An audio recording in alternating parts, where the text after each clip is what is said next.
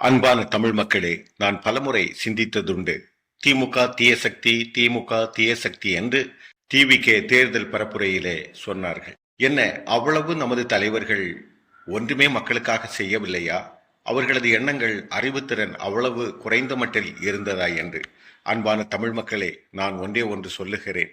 மனித வாழ்க்கையிலே வயிறு பசி இருக்கிறதுனால்தான் நாம் உழைக்கிறோம். இது எல்லோரும் ஏற்றுக்கொள்ளக்கூடிய ஒரு சொல்.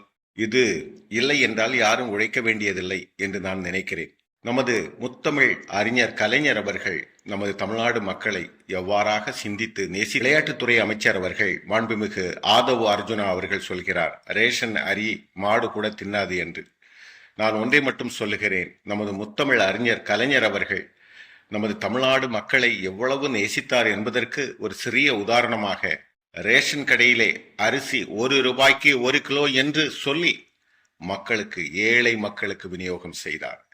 எத்தனையோ கோடி மக்கள் பசியார உண்டு செலவின்றி வாழ்ந்தார்கள், நிம்மதியோடு சிரித்தார்கள், நிம்மதியோடு தூங்க முடிந்தது. அது தெரியுமா? இன்று இந்தியாவிலே ரேஷன் அந்த செயல்முறையை மாற்றி காட்டியவர் நமது முத்தமிழ் அறிஞர் கலைஞர் என்பதை மறந்துவிடக் கூடாது.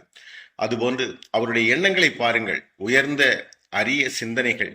அவர் எப்படி பேசுகிறார், எப்படி நினைக்கிறார்? அவருடைய இருக்கைக்கு நிகரான ஒரு தலைவர் இருக்கிறார்களா?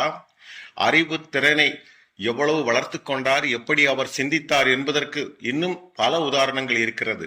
ஏழைகளுக்காக என்ன என்பதை சிந்திக்க வேண்டும். தமிழக மக்களாகிய நாம் ஒவ்வொரும் சிந்தித்து செயல்படுவோம். யாருடன் சேர்ந்து உழைக்க வேண்டும், யாருக்காக வாக்களிக்க வேண்டும் என்பதை, அவர்களின் செயல்கள், அறிவுத்திறன், அவர்களின் எண்ணங்களை நாம் பின்னோக்கி பார்த்து முன்னோக்கி நகருவோம். நன்றி, வணக்கம்.